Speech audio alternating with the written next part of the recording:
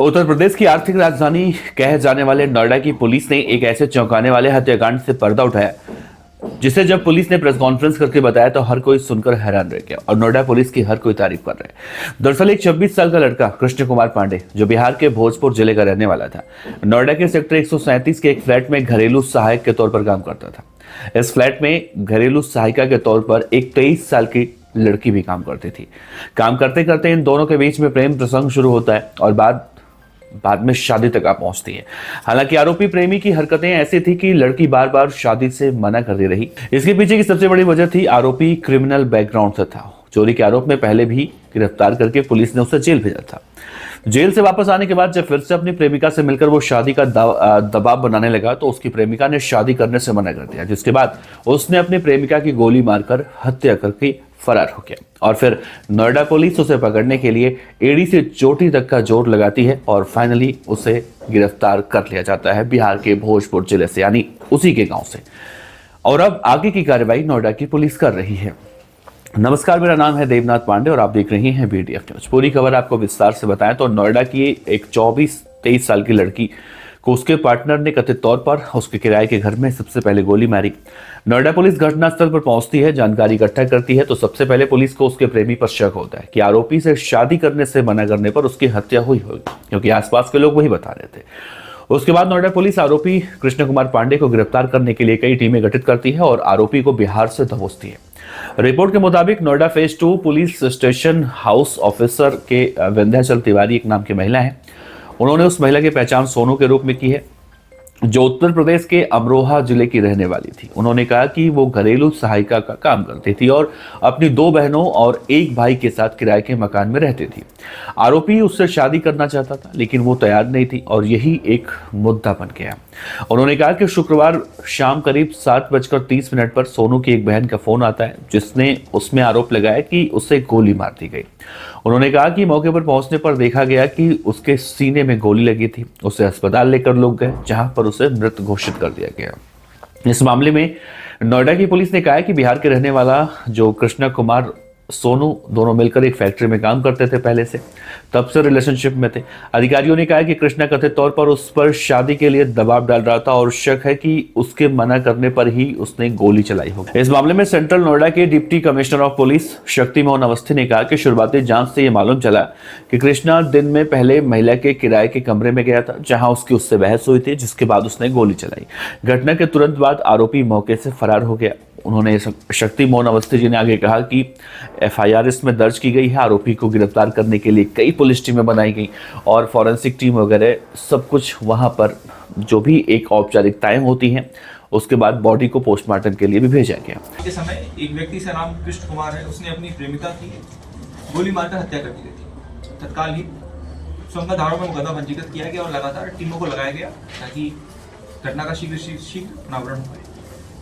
टीमें लगातार बिहार, गुजरात और उत्तर प्रदेश के जनपदों में गई और ये पाया कि ये अभियुक्त अल्टीमेटली हम लोगों ने बिहार पुलिस की मदद से, आरा में पुलिस की मदद से, जिला भोजपुर से इसको गिरफ्तार किया गया। उसके बाद ट्रांजिट रिमांड पे इसको यहाँ पे लाया गया। अभियुक्त का नाम कृष्ण कुमार है और यह कुछ महीनों पहले भी थाना 142 से चोरी के मुकदमे में जेल गया। यह अभियुक्त और उसकी प्रेमिका दोनों एक ही घर में काम करते थे और वहीं से ये 3 साल से काम कर रहे थे। वहीं पे इनकी मुलाकात हुई। जब इस अभियुक्त ने जहाँ पे काम करता था वहीं पे इसने चोरी घटना को अंजाम दिया और फिर वो घटना वर्कआउट हुई। उसके बाद इसको वहां से उस घर से ऑफिस से निकाल दिया गया। उसके बाद जो उसकी प्रेमिका थी उसने भी इस अभियुक्त से बात करना बंद कर दी और उससे यह नाराज चल रहा था। 28 नवंबर वाली घटना में भी यह प्रेमिका से के पास जब आया तो उसने शादी के लिए बात की। जब प्रेमिका ने मना कर तो इसने गुस्से में आकर प्रेमिका को गोली मारी, जिससे उसकी मृत्यु गोली मारने के उपरांत वह पहले गुजरात की तरफ गया, उसके बाद बिहार की तरफ गया। उसके बाद वहीं से उसकी गिरफ्तारी सुनिश्चित की। पिस्टल कहाँ से मिली इसको? पिस्टल, इसके पास जो पिस्टल थी वो इसने यहीं पे 85 के पास फेंक दी थी और वहीं से इसकी पिस्टल बरामद। लेके कहाँ से लेकर आया पिस्टल? जहाँ से पिस्टल लेके आया था वहाँ पे इसकी जांच चल रही है। शीघ्र उस जहाँ से लेके आया था उनकी भी गिरफ्तारी की जाएगी। नोएडा पुलिस के बारे में कहा जाता है कि नोएडा की पुलिस जो कहती है वो करती है, और वही हुआ। आरोपी को उसी के घर से गिरफ्तार किया गया। इस मामले में पुलिस ने आरोपी को ट्रांजिट रिमांड को दूसरे सिम कार्ड से अपने रिश्तेदारों और जान पहचान वाले लोगों को कॉल करने लगा और वहीं से वो पकड़ा गया। आरोपी का इरादा अपने प्रेमिका और उसके भाई बहनों सबको मारने का था। आरोपी बिहार के भोजपुर के दरअसल भलुहीपुर नाम का एक गांव है, वहां का रहने वाला था, जो 3 साल पहले 12वीं की पढ़ाई पूरी करने के बाद नोएडा आया था और अपने गांव के रहने वाले सेक्टर 137 नोएडा में एक कंपनी के नॉर्थ इंडिया हेड के घर पर केयरटेकर के रूप में काम करने लगा। वहीं उसकी मुलाकात अमरोहा के आदमपुर की रहने वाली घरेलू सहायिका सोनी उर्फ सोनू से हुई। दोनों में प्यार हुआ। अगस्त 2025 में कृष्णा ने मौके का फायदा उठाया और एक घर से लगभग 90 लाख रुपए चोरी कर लिए।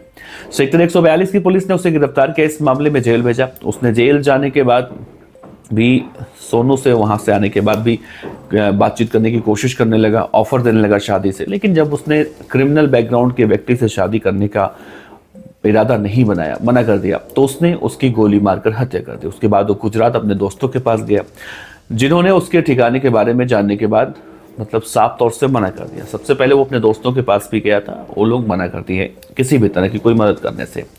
लेकिन जैसे ही वो अपने बिहार यानी कि अपने होम टाउन पहुंचता है तो वहां से पुलिस को जानकारी मिलती है और पुलिस वहां से पकड़ लेती है। जानकारी निकलकर ये भी सामने आई है कि इस मामले में सेंट्रल डीसीपी नोएडा के शक्तिमोहन अवस्थी जी ने कहा है कि पिस्तौल के बारे में जानकारी इकट्ठा की जा रही है। पूछताछ के दौरान ये मालूम चला है कि वो अपनी गर्लफ्रेंड और उसके भाई बहनों को मारना चाहता था, लेकिन पिस्तौल फंस जाने की वजह से वो नहीं मार सका। अब देखिए, इसमें साफ तौर से एक जानकारी निकलकर सामने आई है कि बिहार के मुंगेर जिले से इसने पिस्टल का व्यवस्था इंतजाम किया था और उसी से उसने अपने प्रेमिका की हत्या कर दी। इस पूरे मामले में देखा जाए, नोएडा पुलिस ने जितनी तेजी के साथ, जितनी शिद्दत के साथ आरोपी को पकड़ने में सफलता पाई है, वो कहीं ना कहीं काबिल तारीफ है। नहीं तो ऐसे समाज में लोग, इस तरह की मानसिकता के लोग अगर समाज में घूम रहे हैं तो समाज के लिए कहीं ना कहीं किसी बड़ी मुश्किल से कम नहीं, बड़ी मुसीबत से कम नहीं है। आपका नोएडा पुलिस के बारे में क्या कहना है, जरूर बताइएगा। नमस्कार, जय।